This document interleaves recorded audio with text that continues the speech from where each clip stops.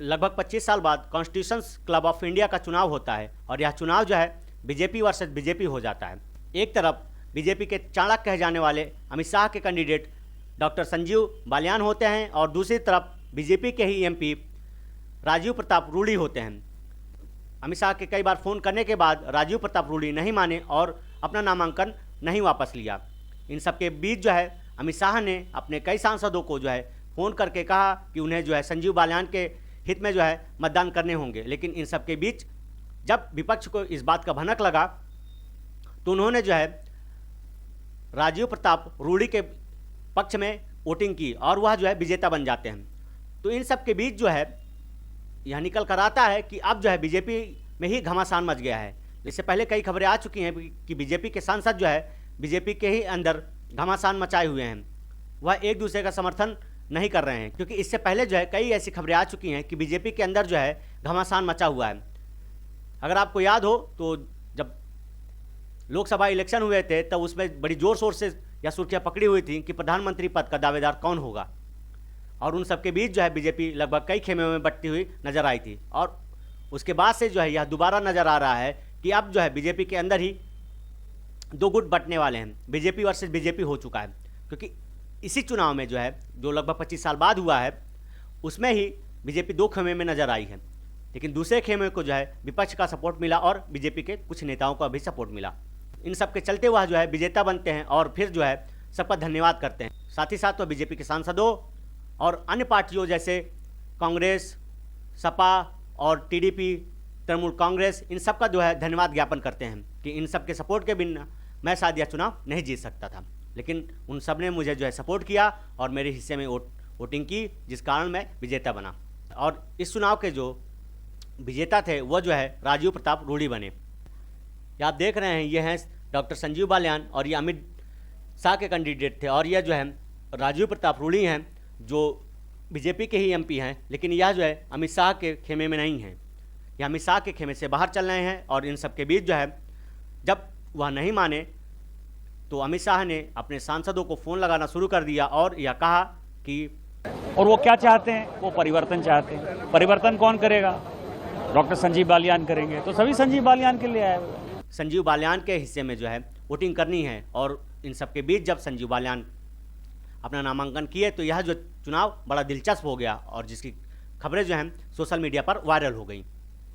ये हैं डॉक्टर संजीव बालियान और ये हैं राजीव प्रताप रूडी, दोनों बीजेपी के ही एमपी हैं।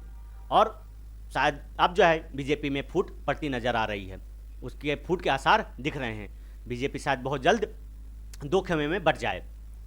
जीत के बाद राहुल गांधी ने जो है राजीव प्रताप रूडी को बधाई दी। इसके बीच जब वह संसद के बाहर मिले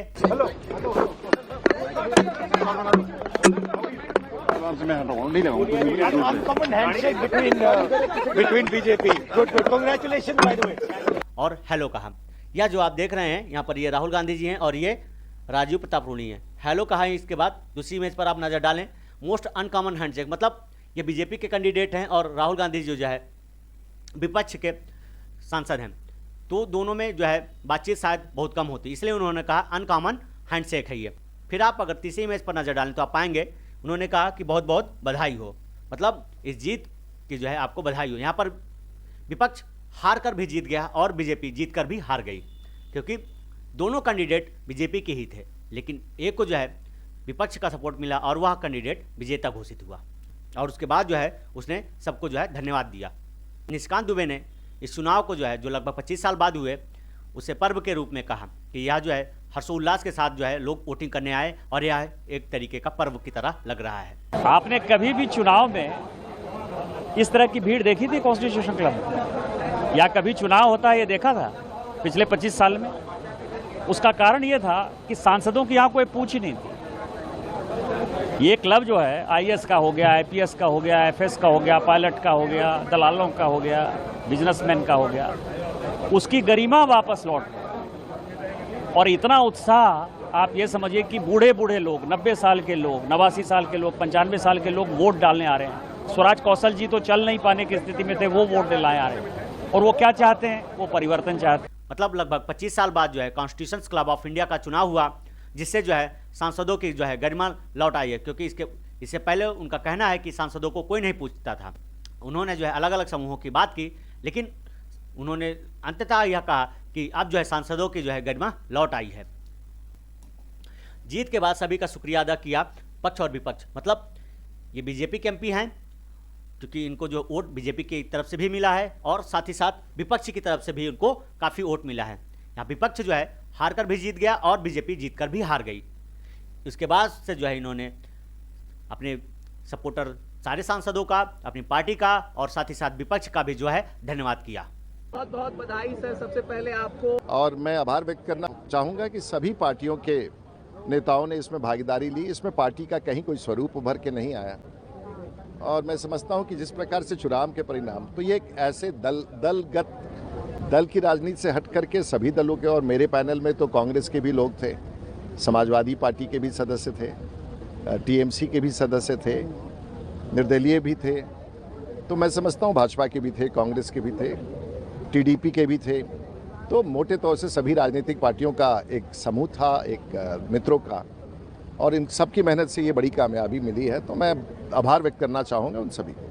आप इनके बयान को सुनेंगे तो पाएंगे कि इन्होंने सारी पार्टियों को जो है धन्यवाद दिया। उन्होंने कांग्रेस, सपा, तृणमूल कांग्रेस, टीडीपी और बीजेपी के जो सपोर्टर सांसद थे उन सबको जो है धन्यवाद दिया अपनी जीत के लिए।